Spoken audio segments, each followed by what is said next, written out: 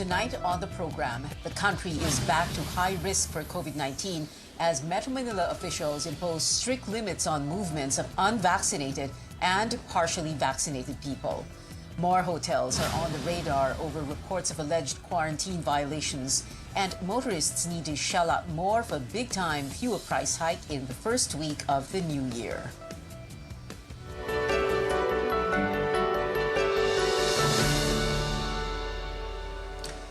As COVID-19 cases double by the day, the country is back to high-risk classification. The rising cases reverse gains when the numbers improved to minimal risk last month.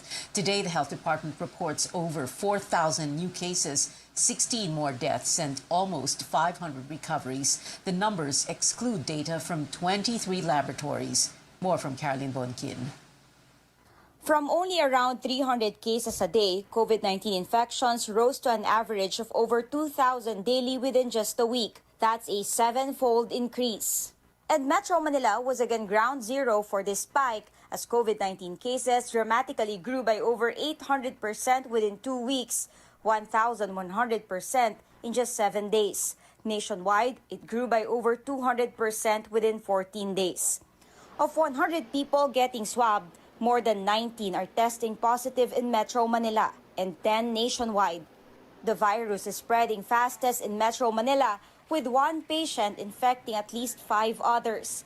Health officials point to people traveling and gathering during the holidays, and possibly the highly transmissible Omicron variant is spreading in the community.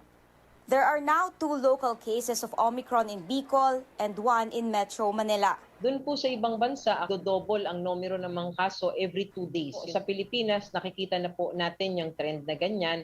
Kaya ang ating assumption ay nakarating na po sa ating komunidad ang Omicron. Kailangan pa rin po natin ng definitive or confirmatory test. The UP COVID-19 pandemic response spokesperson saw a shift in COVID-19 trends in mid-December. And if Omicron is in the community, he says it's possible the variant has been spreading since November and will more likely peak with 20 to 40,000 cases between January 15 and the 3rd week of February. 3 times more transmissible itong Omicron. Kasi we feel na habang dumadami yung cases, mas maraming nagiging unreported.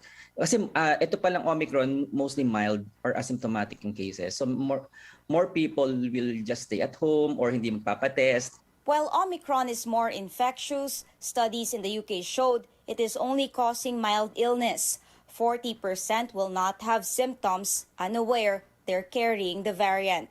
Sa other variants, it's 5 days. So Omicron, baka as early as 3 days meron na. Pero even earlier than that, pwede ka nang nakakahawak. Infectious disease specialist Dr. Edsel Salvana warns the public must remain on guard.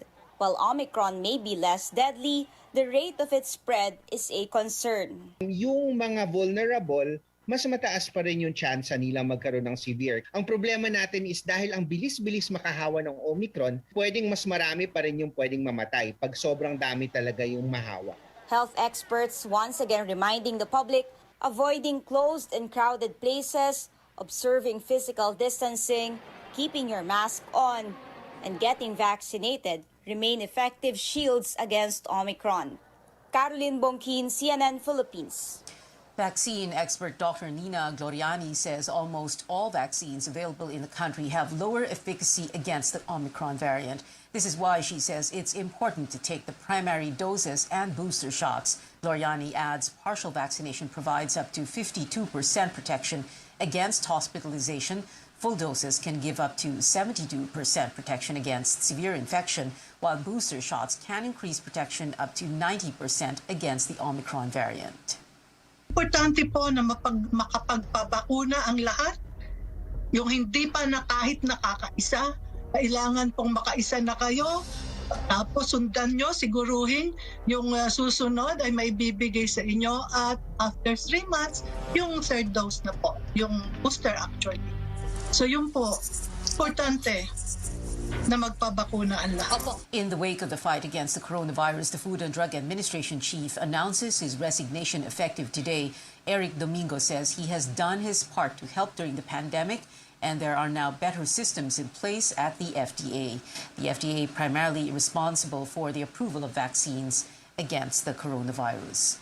The Tourism Department is looking into reports that more hotels are violating quarantine policies. This comes amid the controversy involving a traveler from the United States who skipped quarantine to attend a party. David Santos has more. The Tourism Department getting word from tipsters about more foreign travelers skipping quarantine. Secretary Berna Romulo Puyat revealing on Monday about another lady traveler who recently flew in from the U.S. Accordingly, she went straight to her condo instead of checking into a quarantine hotel. Puyat telling the source the lady even had the audacity to brag about skirting the rules. After this incident, somebody gave the name, even gave pictures na the day she arrived, nagpamasahe pa, as in she was even posting it on Instagram stories. Very proud na she was skipping quarantine. And then her name was given and the person who knows her even gave a sworn affidavit. Nahuli na rin yung taong yon. The tourism chief did not identify this latest quarantine violator, but her case has been endorsed to authorities. DOT is looking into similar cases involving 2 to 3 other hotels. It is also awaiting the explanation of Berjaya Makati Hotel, where the now infamous Poblacion girl was supposed to be staying. She went partying in a Makati bar when she's supposed to be on quarantine, only to find out later she tested positive for COVID-19. Officials say 7 of her identified close contacts have also caught the virus. The MMDA now wants security forces deployed to quarantine hotels. We're planning to get the cooperation of the PNP here, Philippine National, lalo na sa Bureau of Quarantine, yung mga nakakatakas, yun ang nakakainis sa lahat. Nag-iingat ka sa lahat, biglang may tatakas mga hawa ng iba. Siguro, what could be done here is request also the presence of the police in these areas. Dahil hirap na hirap tayong ganitong nangyayari, tapos merong mga taong nag-i-skip ng quarantine at posibleng magkalat na sakit. The Coast Guard earlier tasked to secure quarantine facilities including hotels, ICE reassigning personnel. Authorities are still studying legal actions against those involved in the case of Poblacion girl. Among them, violations of the law on mandatory reporting of notifiable diseases, while Makati has an ordinance on mandatory quarantine. Both have fines and imprisonment as penalties. The police say it is finalizing its criminal complaint. The Makati LGU also saying it is not taking the case lightly, calling it a serious breach of the public health and safety rules. David Santos, CNN Philippines. Online learning is back in the next 2 weeks as a safety precaution amid the COVID-19 surge, and with Metro Manila under alert level 3. This also puts on hold plans to expand the test run of in-person classes. Teachers appeal for better planning in carrying out distance learning. Paano yun? Every time na may panibagong variant, ipapasarado ang school natin. Ano yung game plan nila para sa mga estudyante sa education? Diba? Sa mga teacher. Transportation authorities are stepping up monitoring of compliance to health protocols amid the higher alert level. Enforcers apprehended 5 public utility vehicles for violating the 70% passenger capacity limit during operation at the Welcome Rotonda in Quezon City. A van was also caught covering its UV Express sticker to pass along a prohibited route. The jeepney driver said they were unaware of the passenger cap, but officials point out this has been in effect since Metro Manila was placed under alert level 2 late last year. Biyaya ko kapon, hindi ko alam balita. Gabi na ako nung gumarahe. Kaya nagulat na nga lang ako na bakit may ganito na naman. Hindi ko lang, kung alam ko lang, ba't akong pupuno, ma'am? Pag sinasabi po nila hindi nila alam, that is not an excuse. Kasi matagal na po yung 70%. Dapat po aware sila doon. Ngayon nga lang po, mas lalo po lang binabantayan ng mga enforcers. More hospitals in the National Capital Region see a spike in COVID-19 patients at the Dr. Jose N. Rodriguez Memorial Hospital in Caloocan City. Confirmed and probable cases are now at 163 from 25 before the holidays. Around 70 are moderate, 5 are critical, more than 20 healthcare workers. But the hospital director says the situation is still manageable as there are over 500 beds designated for COVID patients. The facility also restocked on oxygen tanks and medicine. The Philippine General Hospital in Manila also see more people coming in for COVID-like symptoms. Its spokesman says the PGH now has 150 patients from a low of 30 before Christmas. Nagkaroon ng maraming festivities, gatherings, so na-violate yung minimum health protocol. So expected na tataas yung cases post-New Year. A lot of our healthcare workers who tested positive are fully immunized. Some even had their booster, and so they usually are asymptomatic and mild. About 60% of the admitted patients in PGH right now are fully vaccinated, and they have the mild to moderate condition. Both hospitals say none of the admitted patients so far are confirmed to have the Omicron variant. Meanwhile, the health department logged a 9% rise in hospital admissions and emergency room patients nationwide. The agency asks those experiencing mild symptoms to maximize telemedicine and government hotlines to avoid crowding hospitals. Coming up on Newsnight, the unvaccinated in Metro Manila will have less freedom to go out under Alert Level 3 in a bid to prevent them from catching COVID-19. And 2 mayors in the region add to the surging case tally as they test positive for the virus. More when we return.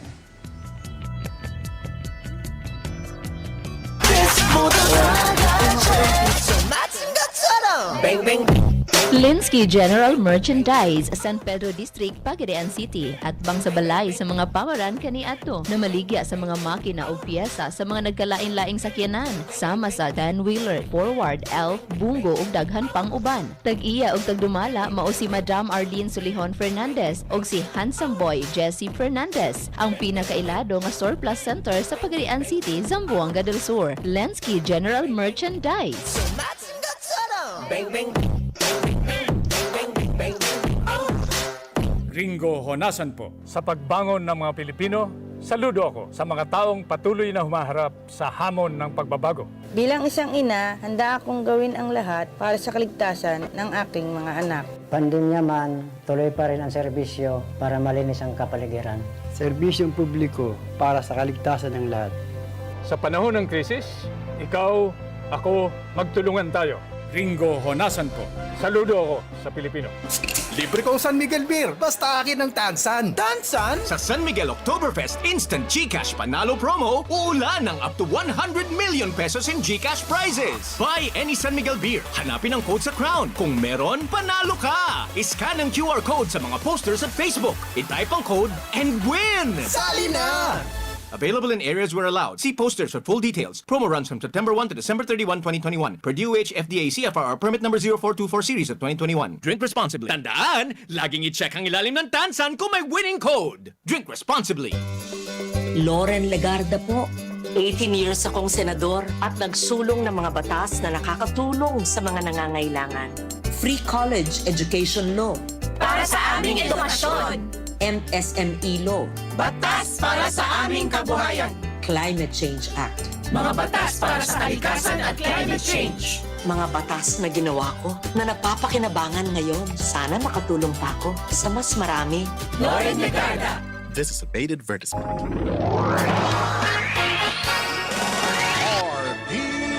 DXKP Pagadian, ang inyong Radyo Ronda. RPN, Radio Philippines Network.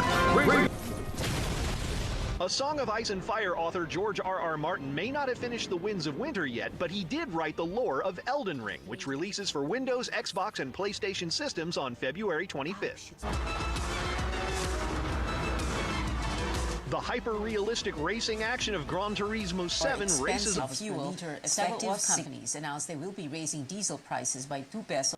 Unioil earlier said they will also increase diesel prices by 2 pesos and 40 centavos per liter and gasoline prices by up to 1 peso and 90 centavos per liter.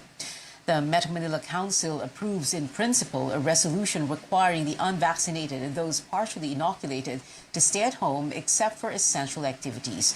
Trisha Tarada tells us the national government supports the move. The stay-at-home order for unvaccinated and partially vaccinated people will be temporary. MMDA Chairman Benhur Abalo says the restriction is in place when the region is under Alert Level 3 or higher. Based on the approved resolution, unvaccinated and partially vaccinated people will only be allowed outside their homes when buying essential goods, going to work, or exercising within the vicinity of their homes. They can't go to restaurants, malls, hotels, and other leisure areas. While the effectivity date has yet to be set, the national government lauds the bold move. Kaya nga natin ginagawa dahil ayaw na nating mag-lockdown. Ayaw natin. We should learn to live with the virus. Alam naman po natin na yung mga unvaccinated individuals pose a threat to the community. Therefore, maganda po yung naging desisyon nila. Authorities say the restrictions are for the safety of those without protection against COVID-19. Presidential Advisor for COVID-19 Response Vince Dizon says the unvaccinated comprise 85 to 90% of COVID-19 hospitalizations abroad. Pang-apat na na-surge ito simula noong 2020. Napababa natin ang mga kaso, lalo na yung Delta, na napababa natin ang mabilis. Kung tayong lahat ay magtutulungan at simple lang po, lahat tayo ay dapat magpabakuna. Dizon adds the entry of the Omicron variant is inevitable. He says the government has been preparing for this since last year. He says the health department has sent test kits among various laboratories. The government will also rehire contact tracers and get more workers on board to prepare the healthcare system. Interior Secretary Eduardo Año has instructed the police to help local governments in enforcing Alert Level 3 guidelines and pocket lockdowns. They will also conduct random inspection of establishment and quarantine facilities. In the meantime, the Trade Department says Metro Manila's shift to Alert Level 3 would cause around 100 to 200,000 jobs on hold, or about 200 million pesos in economic losses. Trade Secretary Mon Lopez says the government will keep an eye on the healthcare and ICU utilization rates in the coming days. Kung hindi gumagalaw itong ICU at walang lumalala naman, it will give us the confidence to again go back to alert level 2 kung kinakailangan at para mabalik natin yung alert level 2 at yung dami ng SME businesses na pwede uling magbukas at dami ng trabaho na pwede ulit. Trisha Terada, CNN Philippines. 2 Metro Manila mayors test positive for COVID-19 as cases in the region spike anew. Pasig City Mayor Emmy Calixto Rubiano is now undergoing facility-based isolation. She started exhibiting symptoms like sore throat last Saturday. This is the second time she contracted the virus. The first time was last February. Her chief of staff says the mayor will hold online meetings from her isolation facility and will continue to fulfill her duties as local chief executive. Last Sunday, Navotas City Mayor Toby Tiangco confirmed he tested positive for COVID-19. Tiangco advised all those who had come in contact with him to observe their health condition. He also said he would continue to perform his duties as mayor. Quiapo Church in Manila closes its doors amid rising cases of COVID-19. The Minor Basilica of the Black Nazarene will be shut down starting today until Thursday, January 6. The parochial vicar says the church will carry out disinfection ahead of the Feast of the Black Nazarene on Sunday. Novena masses will be held virtually until the church opens again this Friday.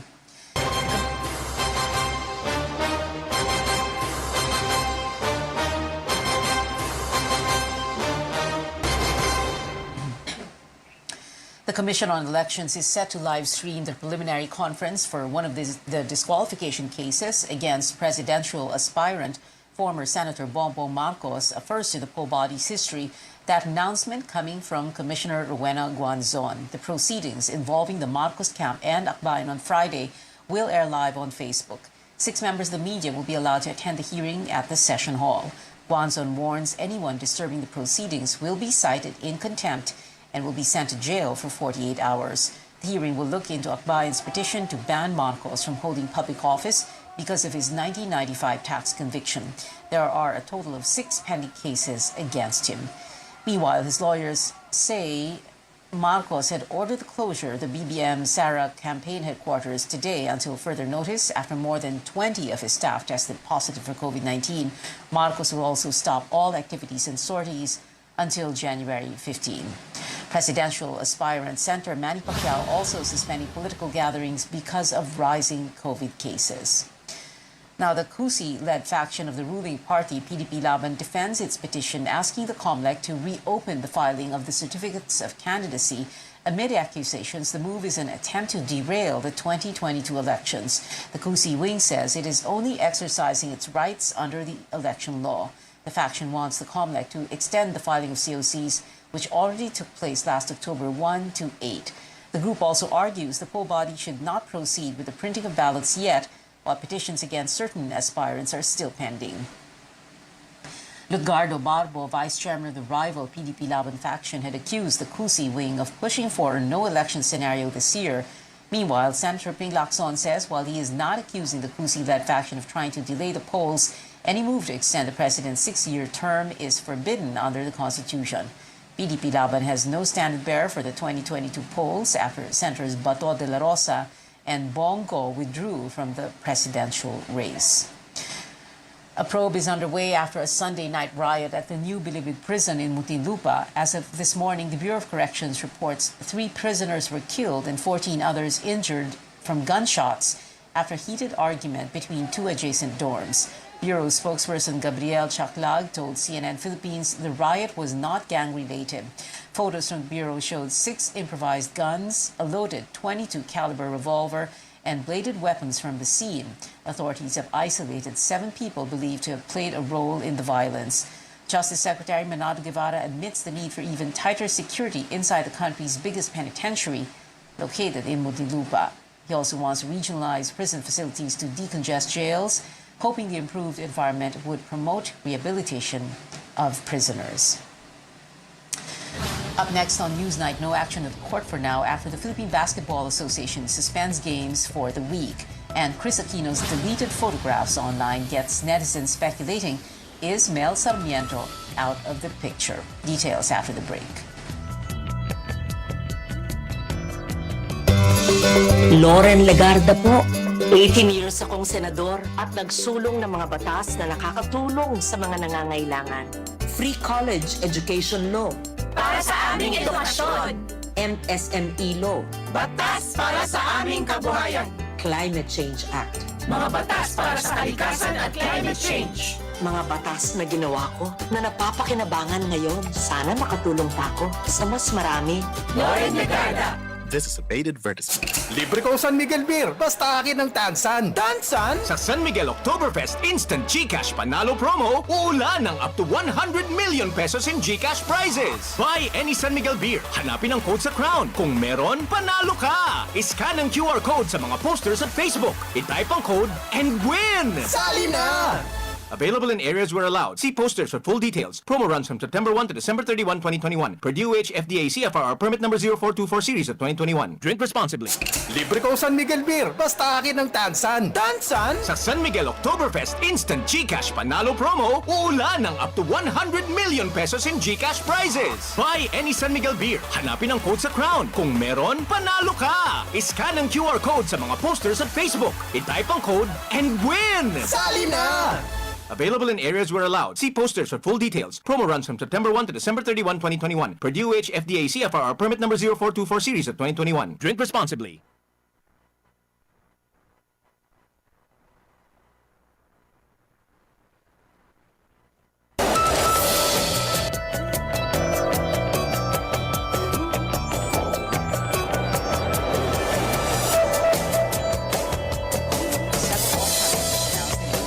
Diesel prices by walang due process. Basic thing is it's not in their jurisdiction.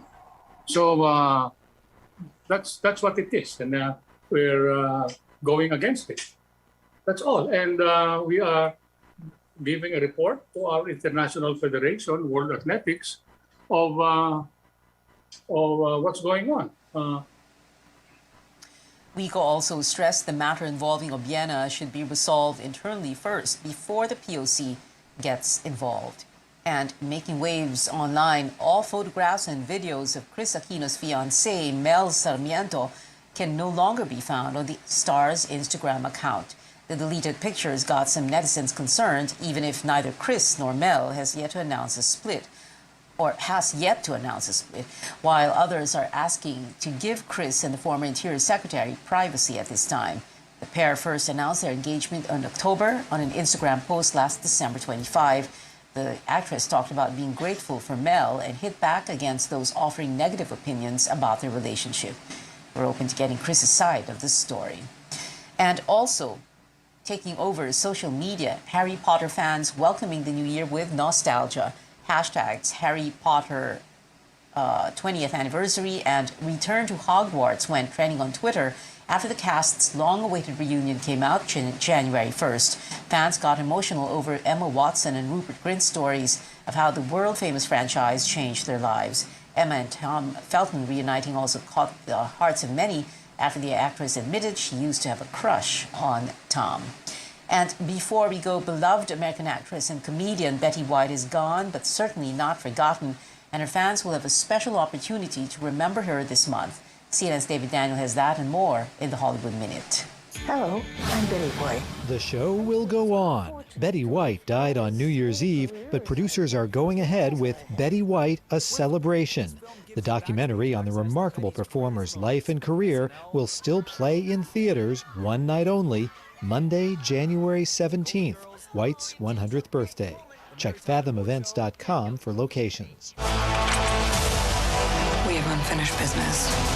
Black Widow was a box office hit, but its director, Kate Shortland, was part of a shrinking minority.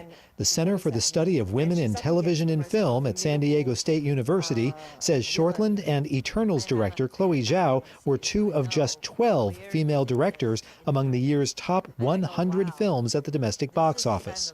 That's down from 16 in 2020. The report shows women continue to be underrepresented in key film industry jobs. Hello, dearies. Mrs. Doubtfire is hoping to wait out the Omicron variant. The Broadway show has announced a 9-week hiatus through March 14th in hopes the latest surge in COVID-19 cases will have ebbed by then. Producers said in a statement, "We are doing everything in our power to keep the virus from prematurely ending our run on Broadway." In Hollywood, I'm David Daniel. And that is it for tonight. Join me again on news.ph at 7 p.m. I'm Pia Ontiveros for Newsnight, where we go above and beyond the headlines.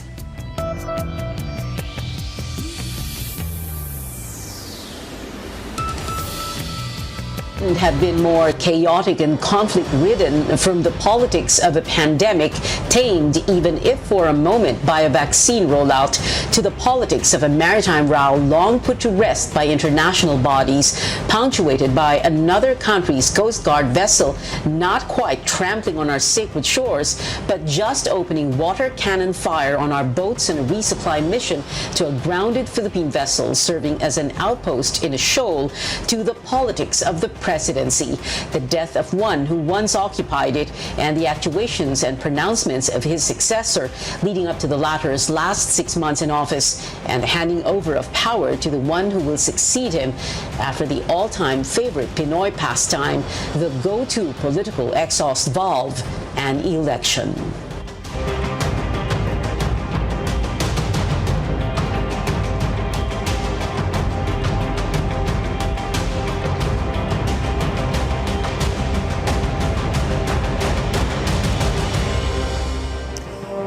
Good evening, I'm Pia Ontiveros. Welcome to your weekly political appointment fix, politics as usual. 2022 must be the end of the COVID-19 pandemic. But it must also be the beginning of something else, a new era of solidarity. Well, let's talk about the pandemic with our first guest tonight, National Task Force Against COVID-19 Chief Implementer and Vaccine Czar Carlito Galvez Jr. Good evening, Secretary Galvez. Well, you know, wow, what can we say? 2021 has been quite the year, sir, for the pandemic, for the vaccine rollout. How would you describe this, these last 12 months? Yes, actually, Pia, it's very challenging. In fact, talagang yung pag-surge natin during the Delta is very, very talagang napakahirap. But also in our vaccine rollout, nakita natin na talagang last March talagang naghihirap tayo. There are a lot of challenges. First challenge yung ating supply. There is no steady supply. And then also nandoon din ang hesitancy and also yung administration. But now, after looking at it, we were able to accomplish many things. First, we were able to breach 100 million jobs. As of this moment, we have already administered 106 million jobs. And this morning, I received the latest delivery of AstraZeneca. So all in all, we have already 205 million. So nakita natin, Pia, na unang-una napakahirap nung una natin talaga nung last February na we only get the donations from China. But now, we are having a lot of donations, not only from COVAX, but also from bilateral. And we would like to thank the WHO, the COVAX facility, and the Gavi, because they were able to fulfill their promise. Their promise is to have 44 million, but they have already supplied us 62 million. And also the bilateral partners that we have, our allies have given us more than 11 million. And the private sector this morning has completed the delivery of 17 million AstraZeneca. And also the Moderna that had been taken by the ICTSI will also be finished this month. Sec Charlie, siguro in a way, parang understatement yung challenging. Ano? I'm sure you can think of so many other words to describe what 2021 was like in terms of the pandemic and how we dealt with it and that vaccine rollout. And also, Sec Charlie, I really remember yung Feb and March, yung, alam po yung parang fear, yung trepidation, takot ng tao. Takot ako at that time. Tapos yung nga, as you said, no, yung paunti-unti yung dating ng bakuna, tapos problema sa supply, ang daming gustong magpabakuna.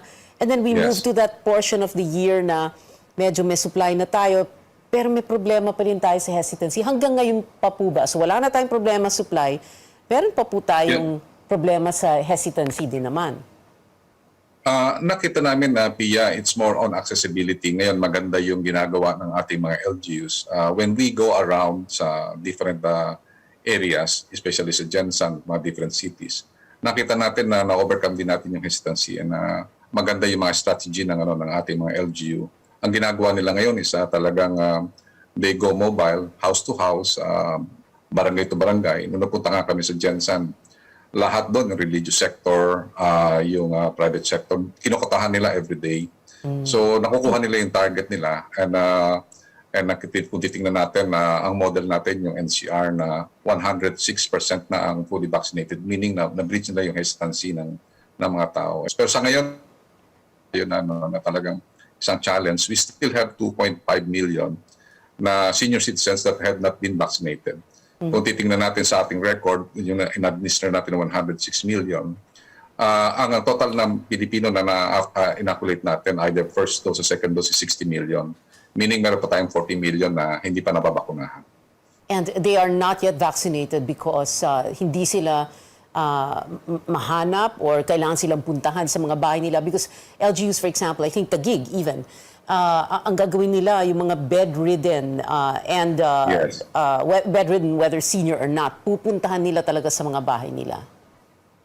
Yes, ganun ang ginagawa natin. Actually, nakita natin sa Metro Manila, nung una nga talaga, parang after ng 40%, bumangga tayo 40%, ang akala natin hesitancy. Pero ang ginawa ng ating mga LGUs, hindi na sila nag-entertain na sila ng walk-ins. Nakita natin ng Manila, yung Quezon City. So they are already to entertain walk-ins. And then yung ginawa nga natin, yung National Vaccination Day, na within 5 days, we broke a lot of records na talagang 10 million in 5 days nakuha natin. At yun ang maganda daw kasi parang sinasabi nga ng mga LGU na yung mga kababayan natin gusto nila yung iba kasi parang hindi sila techie, hindi sila makapag-registered. So ginagawa nila is nag-walk-in na lang sila. And we were able to catch them, and also ang kagandahan din, naghahakot na rin yung ating mga LGU. And maganda na rin yung mga dissemination ng DOH, yung mga town hall meetings. Maganda na rin ang mga result noon. At saka ang nakita natin yung Jollibee, McDonald's, yung mga private sector, yung T3, tumutulong na rin na talagang mapadami yung demand at ma-increase yung ating tatawag nating acceptance. And then also magandang ginawa rin nating strategy, we open up our demand by opening yung children vaccination, yung tinatawag natin for minors, MABEPEC. Sumama na rin yung ibang mga seniors. So sa ngayon nakita natin na yung very successful tayo sa pediatric vaccination dahil kasi more than 8 million na ang nakaka-first dose and 5 million na ang second dose natin. In a way, Sec Charlie, parang whole of nation. I know it sounds so, I don't know, whole of nation effort talaga to. Everybody coming together to help, and I guess that's also why you call it why you called it the Bayanihan Bakunahan. But also very quickly, I want to go back to the Delta surge. Like as you mentioned at the very beginning, talagang yung takot ng mga tao nung Feb at March, bumalik siya nung August, September dahil sa Delta surge, no? And there's a lot of, kanina po, you used the word you're so thankful, you're so grateful. And tama po ba, Sec Charlie, na parang a lot of people were just grateful na kahit papaano nalampasan natin yung Delta surge na yun, ano, sir? Yes, actually napakahirap ng Delta. Kung makikita mo ang Delta, unang-una napakahaba ng kanyang tinatawag nating deadly surge.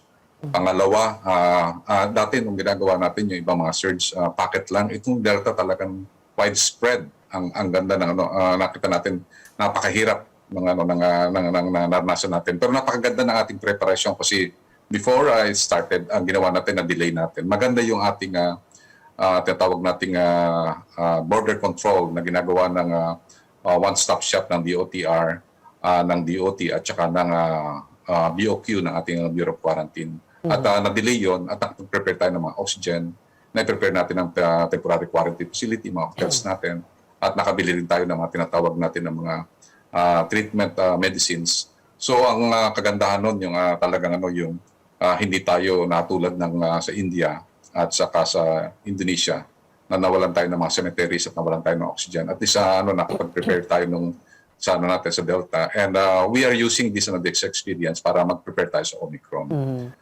For over 1 month now or more than 1 month, nakita natin below 500 ang ating cases.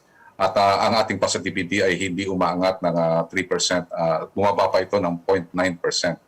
At ang ating tinatawag nating ating reproduction rate is talaga napakababa beyond below the 5%.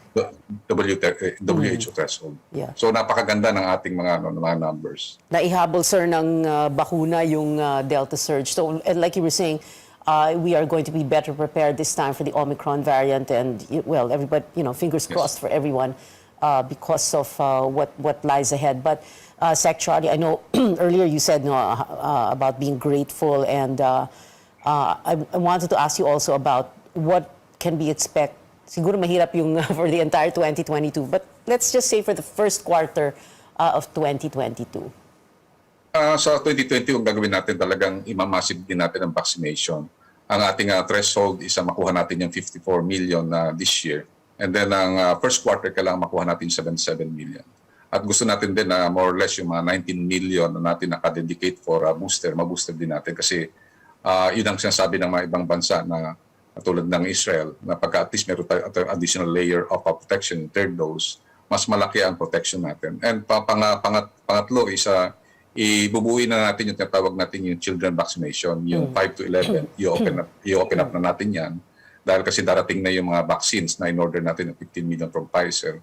And then also, exit strategy, we'll try to minimize yung casualty. At the same time, we will save our economy. And ang ating target din sa first quarter is talagang progressively open ang ating tinatawag na face-to-face schooling at saka face-to-face na opening ng higher education at saka yung basic education.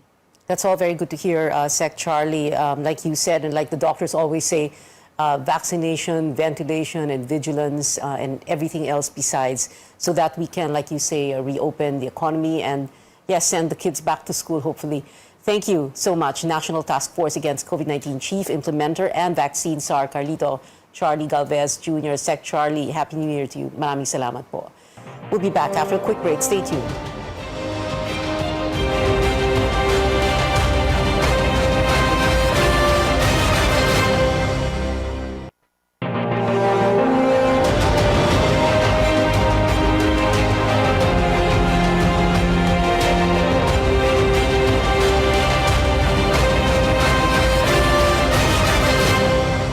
Welcome back. This is Politics as Usual.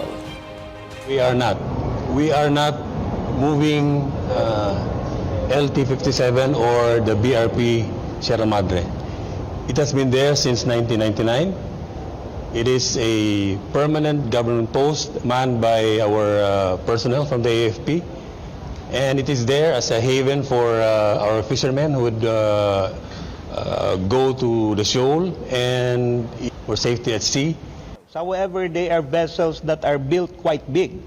So they are as Unusually big big for a Coast Guard vessel. Yes. Hindi sila mukhang Coast Guard vessel. They are actually Coast Guard because they're painted white with the stripes on it, no? But you know, they're very big vessels, and they were former Navy vessels painted white. From the threats of the pandemic, let's now move on to the maritime issue of the West Philippine Sea. Here with us is maritime law expert Professor J. Batong Bakal. Professor J, kanina sabi nga kay Sec. Charlie in terms of the pandemic, you know, what a year 2021 was. Same goes for the West Philippine Sea with everything that has happened, right, Professor? Yes, that's true. No, there's a stark difference between the government's statements and posture now and as compared to the previous years. So yes, there has been quite a marked change in the past year, especially. Well, Professor J, let's begin with this. No, one of the things that stuck out for me was when we had the Coast Guard, nag-uumpisa na silang mag-challenge sa mga Chinese ships. That was in the early part, first and the second quarter of 2021. And it's sort of like, parang naging morale booster ba, in a way. Would you agree? What did you think of, those scenes? You know, it seemed, in a way, surreal. Well, that's true, no? But in the first place, the reaction I had when I heard of it was something along the lines of finally.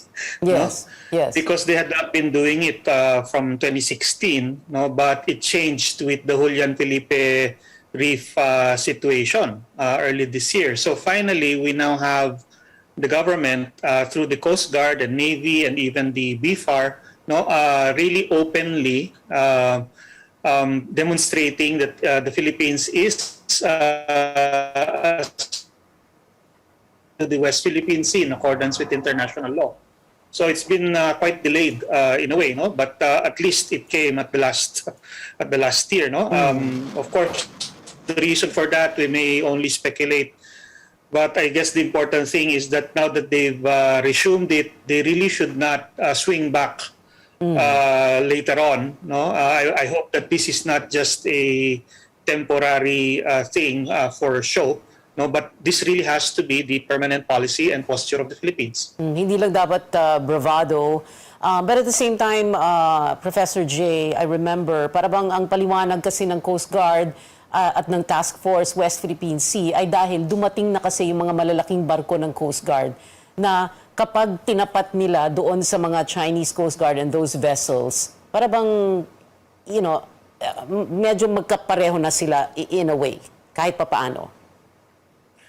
Well, maybe that's true with respect to the Coast Guard crews. They have a little bit more confidence that with larger vessels, they will be able to establish and maintain their presence there and will not be as easily cowed into a retreat, as they would be if they had smaller vessels.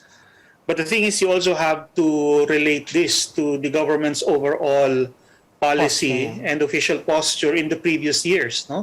So it doesn't seem like it was a case of just waiting for larger vessels. But you also had 5 years, really, of essentially, silence, and in a way avoidance, avoidance of any kind of interaction as a matter of policy. Kasi naman, even before, they did have at least a few larger vessels, but they were not used, and they continued to just rely on the smaller vessels that were actually fishery law enforcement vessels. So the choices that were made, the posturing and the policy of the government, but what is it, in one sentence, what could have changed? What led to that change at the last minute, if you will, or the last year or the last year and a half? Was it because patapos na ang Duterte administration? What was it? Well, for me, I still think that the coming elections has something to do with it. And the fact that with the coming elections, the government still did not have any good thing to show for its policies towards China when it came to the West Philippine Sea. For 5 years, they emphasized that silence and being quiet and keeping our head down would be reciprocated by China. No?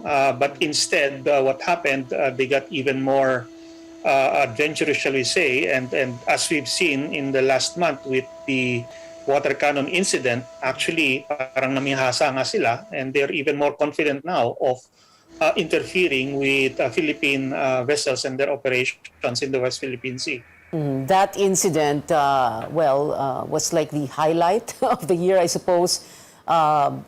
Seeing those Chinese Coast Guard vessels, opening water cannon fire on the Navy resupply boats. When that happened, what did you think that did to the government? Because, like as you said, no, para bang in the last minute, in the last year na lang medyo nagbago yung actuations ng pamalaan, no, when it comes to the West Philippine Sea.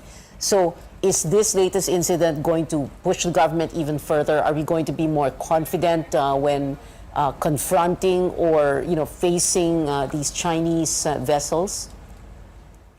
Well, I think that even though it's a little bit late in the game, no, it's really finally disabused the government of any notion that China will give it any quarter, no, any room to maneuver when it comes to these issues. No, China has continued to push on the Philippines, to pressure the Philippines to try to get us to abandon our positions there. No, and they basically have identified Ayungin Shoal as probably one of the most vulnerable ones, the one that they can really put pressure on for us to abandon. No? And this really proves that they will not change their strategy or their policy.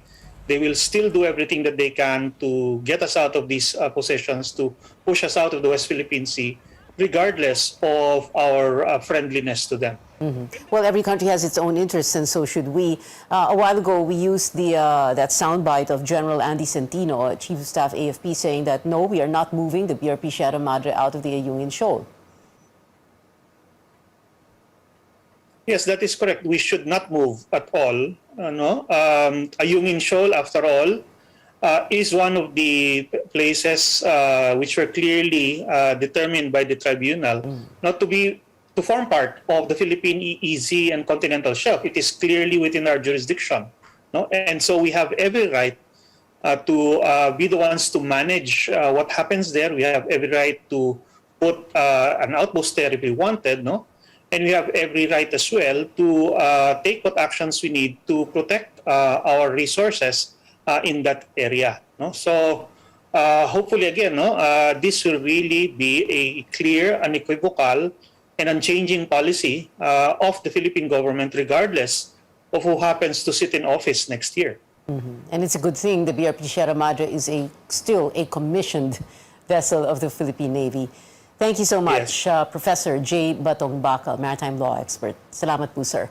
We'll have a short break. We'll talk about the upcoming 2022 presidential elections and the presidency when we return. This is Politics as Usual.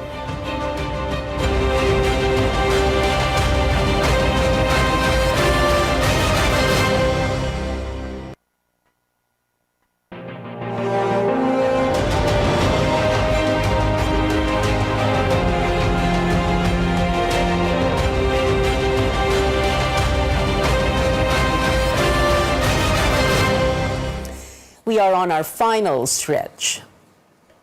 The overwhelming, sentiment of the Filipino is that I am not qualified and it would be a violation of the Constitution to circumvent the law, the spirit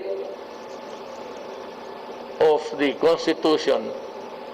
Sundin ko ang gusto ninyo. And today, I announce my retirement from politics. The 2022 elections taking stage with only 5 months left before Filipinos cast their votes. Here to talk about the leader we need and the leader we're looking for is columnist John Neri. Hi, John. Thank you very much for being with us today. Well, let's begin with, I wanted to talk about the presidency, the one who occupied before this incumbent, President Aquino. We have to mark that because he died on June 24, middle of this year. Let's talk a little first about him before we talk about President Duterte. John. Sure. I think that his death, which was unexpected, actually gave permission to a lot of people to embrace his legacy again. It felt like it was a safe thing to do again. This is not to say that criticism has let up. But I only want to point out that more people have felt emboldened or encouraged to say good things about what happened in the last term because of his unexpected death. Yun nga lang, parang bang naging okay na maging dilawan ulit, yun lang naging kakamping na ngayon. But anyway, we'll talk about that in just a bit. I wanted to talk very briefly also about the sixth and final SONA, State of the Nation address of President Duterte. So, of course, well, every SONA naman of every president always leaves its mark. But this one in particular, because it's very long, and then because also at the very end, it was parang nagkaroon ng isang malaking event after it when you had Heidelin Diaz winning the country's first Olympic gold, no? But how would you see that SONA in relation to the months that followed that, leading up to the elections that are coming in May? The SONA has helped crystallize my understanding of the president's approach to governance, and that is it's really more of drama. He offers a sense of drama, and we see this again. For instance, last week when he said that in commiserating with the victims of Odette, he said, we don't have money. Our funds have been depleted. I don't think the president really believes that there is no money. And in fact, there is billions of pesos available for this from the Calamity Fund, from the President's Social Fund, and so on and so forth. But I think he offers that's his approach, that's his mayor's approach to all sorts of things. This is the sort of thing that he did when he was mayor of Davao City. He would visit, let's say, the victims of a community that was razed by fire, and he would say, I don't know where I will get money, but I'm going to give you something. And it was the job of his city administrator and his other officials to look for the funding that will be announced the next day. Talking about what he wanted to do and so on. But really, it was a political performance. But after 6 such performances, I think that many people have learned to discount some of the things that he said. And of course, after the Olympics, people were talking about other things already, including Heidelin Diaz's gold medal. Well, political performance, you yourself described SONA, and this was like, 10 years ago or so, as political theater, which is what the presidency is in a way, right? Well, yes. We need to understand that our presidency is 2 positions combined. It's a head of state and head of government. So the head of state part, that's where the rituals are important. I mean, he represents all of us regardless of whether we voted for him or not. So in that sense, when the president as head of state addresses the nation, that is political theater. But there are certain things that need to be followed. There are certain protocols that need to be met and so on. Yeah, certain things that need to get done. Sorry? Yeah, certain things that need to get done. Now, the other political theater that has been going on in the last 2.5 months or so was the drama, the political theater that's leading up to the election. So you have Bongo filing and then withdrawing for, dapat nga VP muna, naging president, si PRRD mismo, nag-file ng senator, etc. Then you have BBM, Sara, and Bato filing, withdrawing this whole roller coaster ride of Philippine politics. And now we have the latest survey showing Bongbong Marcos clearly on top, way ahead of the pack.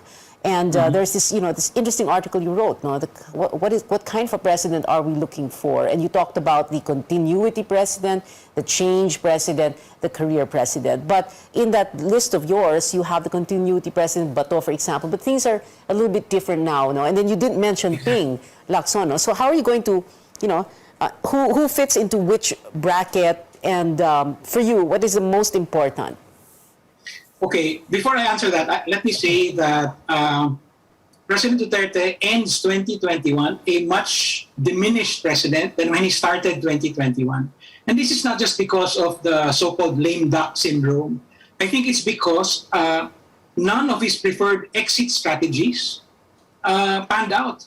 No RevGov, no nationwide martial law, revolutionary government to succeed him. And he's been very candid about this, that he was not consulted when Sara decided to run for vice president. And he said, I cannot understand. She's leading in the surveys. So, it comes across as but you're sure he's really he's being real about that, huh? It's not political theater when he says na, why isn't she running, no? And then tinitira niya si BBM. So hindi yan political theater. You're sure about that? Of course it's much more difficult now to separate political theater from actual political reality, because Duterte is a master of the political drama. But I think and put himself in a game which he can no longer control. This is not to discount the president. He's still the most powerful person. He has still the most powerful office. This chief executive still has the capability to execute mischief. But at the same time, we're seeing that he was left out of the decision making, and so everything else that we've seen, they were all scrambling to fit the changing script. Bongo, Bato del Rosa saying, they asked me at 3 p.m. if I can file a certificate of candidacy, so he did an hour later. I mean, they are scrambling. So we find ourselves in a unique political juncture. A very popular president has no specific successor candidate right now. So he's thinking, But at the same time, John, kasi, di ba, presidential anointments don't always work. As a matter of fact, it only worked once with Cory anointing FVR, and after that, nothing worked. After, I mean, kahit mag-anoint si incumbent, yung pinili niya, number 3, number 4, doesn't always follow, di ba? No, but that's because of the unique circumstances of the 92 elections. No, that was a very close multi-candidate election, and a swing of 500,000 votes was enough to dictate the winner. Now that we're looking at Bongo Marcos, so we've seen, I think the Pulse Asia December results show that there has been some consolidation of the Sara Duterte and Bongo Marcos basis of support. Does this mean that they will be at this stage all the way to the end? No, I think it's still very fluid. I think kasi pre-campaign survey nga no? Pre-campaign survey pa kasi. Yes, that's right. And then some people will say, don't believe surveys, they're mind conditioning and so on. But in fact, if they were in mind conditioning, then the results would be different in the next survey. But it doesn't work that way, precisely because, and both Pulse Asia and SWS have already written on this, there's very, very few people who change their minds based on the surveys. So it doesn't really matter. Okay, all right. We need to say thank you and goodbye to you, John. Naubusan na naman tayo ng oras. With everything that's happened in 2021, kulang talaga yung kalahating oras or less than kalahating oras. So, thank you so much to you, John, Neri, and a Happy New Year. We'll see you again in 2022.